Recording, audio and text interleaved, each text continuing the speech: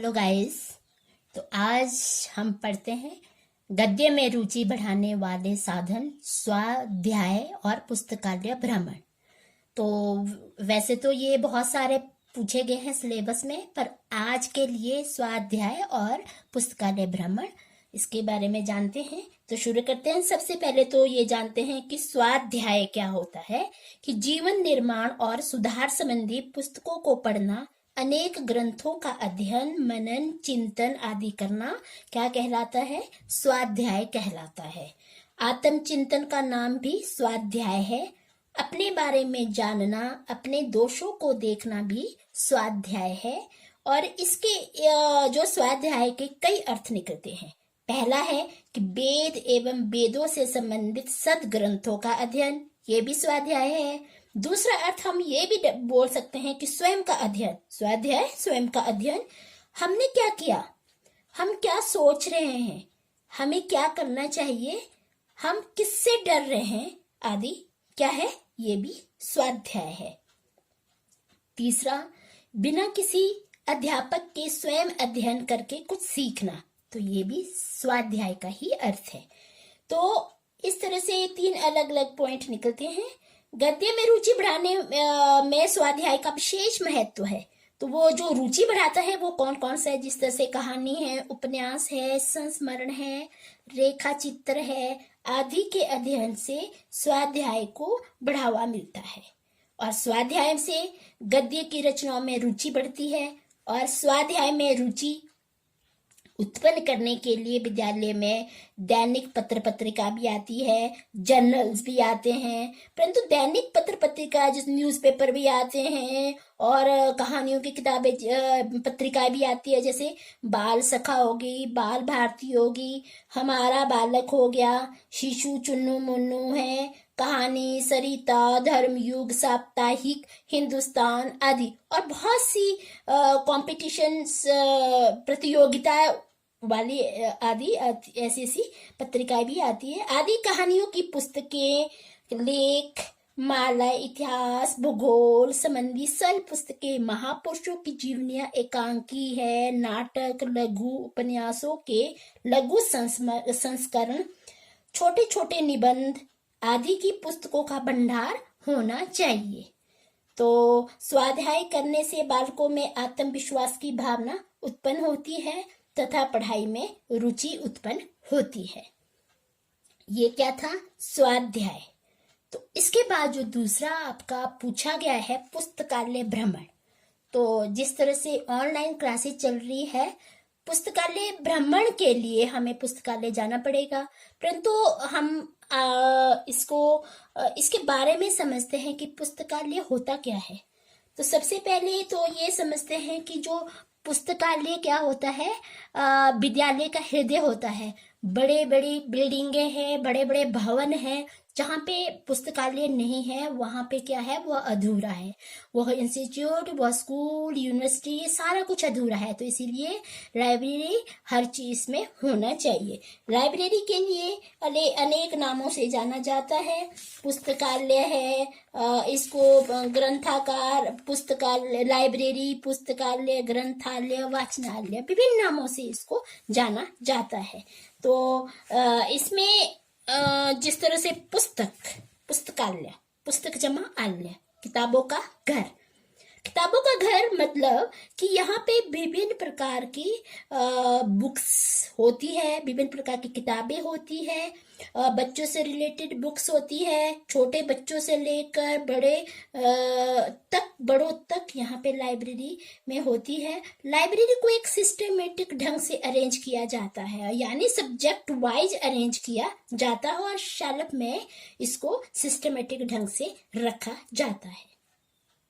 जितनी भी लाइब्रेरी में बुक्स होती है उसका कैटलॉग कार्ड बनाया जाता है, बच्चे उसको इशू करते हैं। और जब उस जो कार्ड है, कैटलॉग कार्ड है, इसका मतलब ये हुआ जो कैटलॉग कार्ड है वो कैटलॉग कैबिनेट में रखे जाते हैं। जितनी भी वहां पे उस लाइब्रेरी में जितनी भी हजारों किताबें हैं उसका हर एक बुक का कैटलॉग कार्ड होगा और वो कैटलॉग कैबिनेट में डाला जाएगा। उसमें वो अल्फाबेटिकल अरेंजमेंट किया जाएगा। जब स्टूडेंट या पाठक पढ़ने के लिए आता है और वहां पे ये देखता है कि अब वो सोच के आता है कि मुझे ऑथर वाइज या टाइटल वाइज ये बुक चाहिए, तो उसको अल्फाबेट वो ड्रॉल्स को खींचता है और उससे वो अपने जो उसको चाहिए वो बुक्स देखता है, ढूंढता है। अगर वहां पे है तो वो लाइब्रेरियन के पास आता है और वो अपने बुक को इशू करवाता है।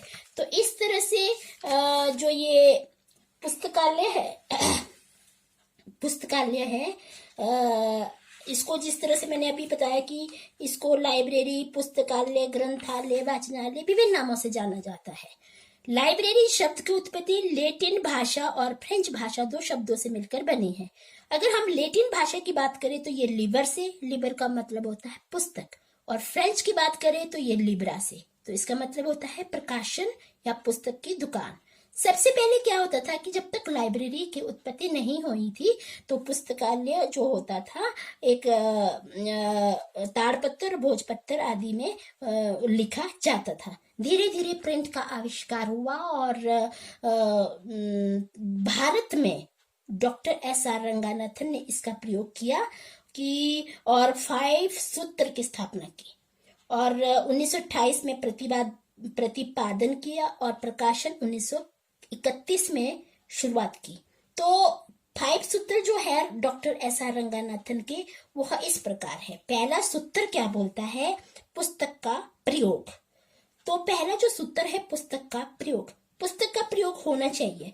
अगर इस तरह से नहीं होना चाहिए कि वहां पे लाइब्रेरी तो है, उसका यूज नहीं हो रहा है, बच्चे वहां तक नहीं आ रहे, स्टूडेंट पाठक वहां तक नहीं आ रहे। कारण यह भी हो सकता है कि वो बहुत दूर है, कारण वो भी हो सकता है कि वहां पे वो अच्छे तरीके से सिस्टमेटिक ढंग से अरेंज नहीं की, वहां पे रोशनी की सुविधा नहीं है। तो कारण ये भी हो सकता है, बहुत से कारण हो सकते हैं, या समय सही तरीके से नहीं होगा, तो पुस्तक का प्रयोग किया जाना चाहिए। दूसरा जो सूत्र है वो ये बोलता है कि प्रत्येक पाठक को उसकी पुस्तक मिलनी चाहिए। जो दूसरा सूत्र है प्रत्येक पाठक, पाठक कौन है? पढ़ने वाला विद्यार्थी। तो जो विद्यार्थी है उसको उसकी पुस्तक मिलनी चाहिए। ये नहीं होना चाहिए वो लाइब्रेरी में आता है और वहां पे गिनी चुनी बुक्स ही रखी जाती है, तो उसको पाठक कोई भी हो सकता है, तो वहां पे उसकी बुक्स भी होनी चाहिए। तीसरा जो लॉ है या सूत्र है, प्रत्येक पुस्तक को उसका पाठक मिलना चाहिए। इसका मतलब हुआ जो पहले हमने पढ़ा पुस्तक का प्रयोग, इससे मिलता जुलता है कि प्रत्येक पुस्तक को भी उसका पाठक मिलना चाहिए। पुस्तक तो है, वहां पे कोई भी पाठक पढ़ने नहीं आ रहा है, कोई भी विद्यार्थी पढ़ने नहीं आ रहा है। कारण यह है कि वो दूर है, कारण यह भी हो सकता है कि उसे खोला ही नहीं जा रहा है। तो इस तरह से तो या उसको या पुराने बुक्स होंगी या कोई रीजन होगा जो पाठक, पुस्तक तो है पाठक नहीं है। जो चौथा लॉ है वो है पाठक का समय बचाना। जो चौथा सूत्र है वो बोलता है कि पाठक का समय बचाना। पाठक का समय कैसे बचेगा? क्योंकि समय थोड़ा होता है, तो वो जैसे जिस तरह से बचा आता है, मैंने अभी अभी आपको बताया कि कैटलॉग, वो सोच के आता है कि मैंने इस ऑथर की बुक चाहिए, तो वो कैटलॉग कैबिनेट में जाता है और वो वहां पे खुद ढूंढता है। लाखों के हिसाब से अगर बुक्स होगी तो वो लाखों के हिसाब से कोई लाइब्रेरी नहीं दे पाता है, तो वो वहां पे खुद ढूंढता है और जब उसे अपनी बुक मिल जाती है तो उस कार्ड के थ्रू वहां पे अपनी लाइब्रेरियन के पास वो आता है और अपनी बुक को वो इश्यू करवाता है। तो इससे इसका मतलब हुआ कि पाठक का समय बचता है।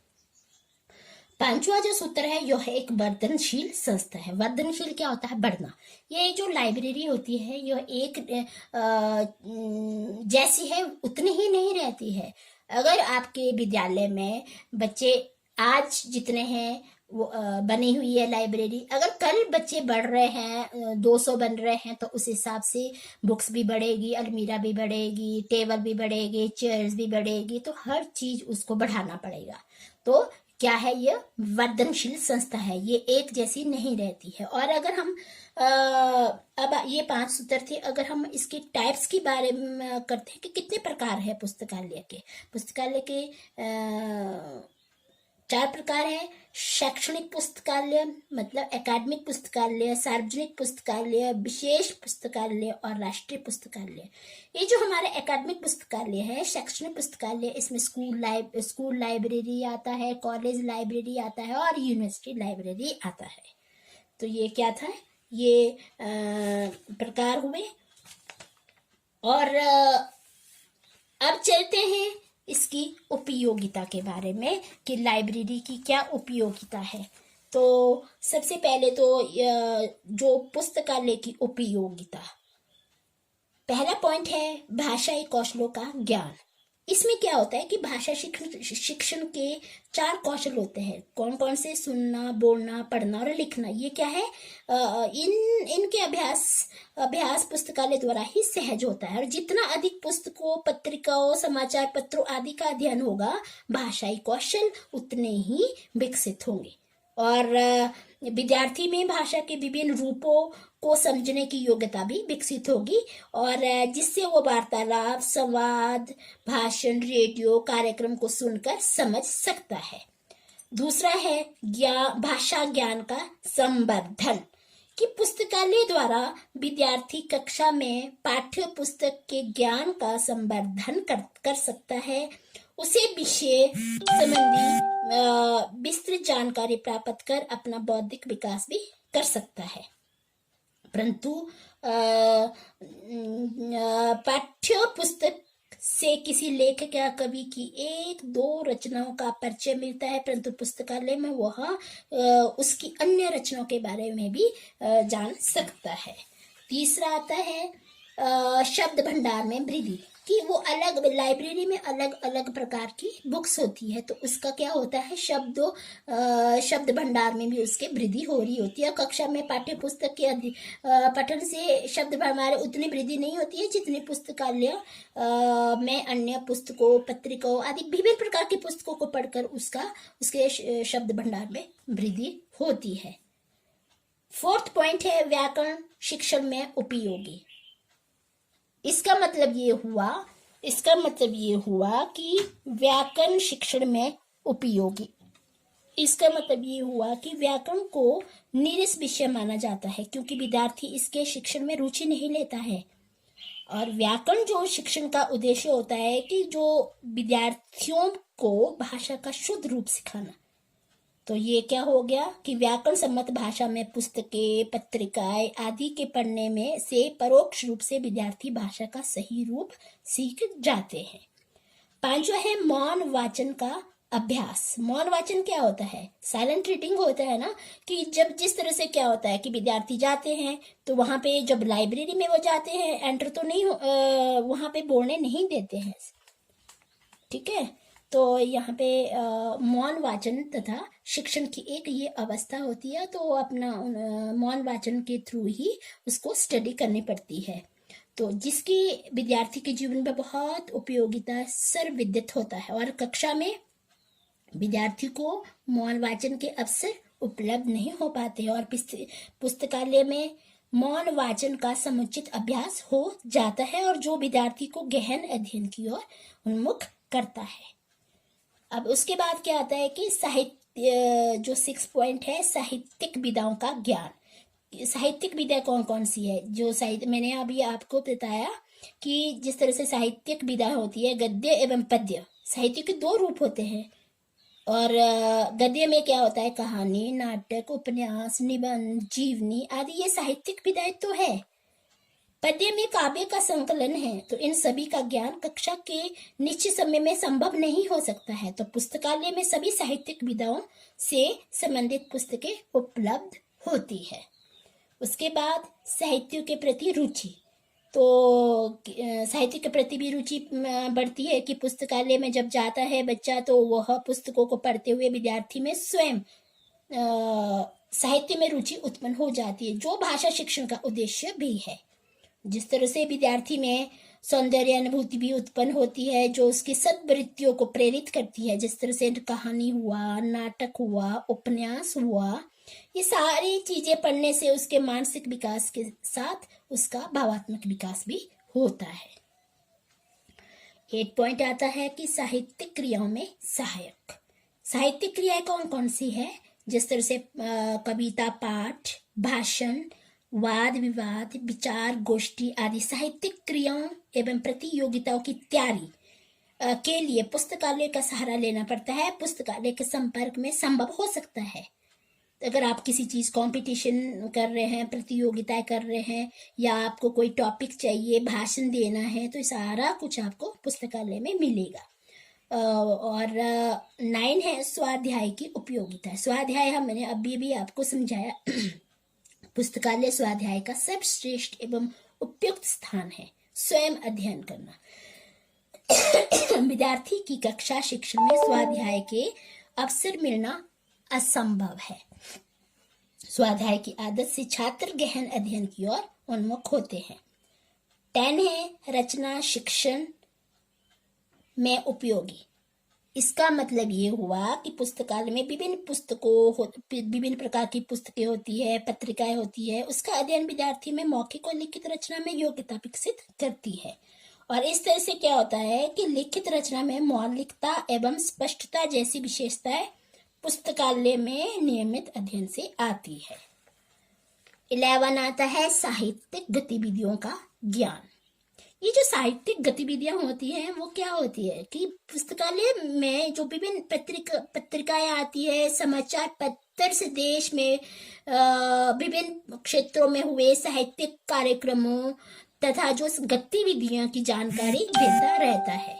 और विभिन्न कवियों व लेखकों के जन्म दिवस, जयंतियां, कवि सम्मेलन, विचार गोष्ठियां, भाषण, वाद विवाद आदि ये सारी क्या है, विद्यार्थियों में साहित्यिक संपर्क बनाए रखती है। उसके बाद आता है कि अध्यापक के लिए भी उपयोगी।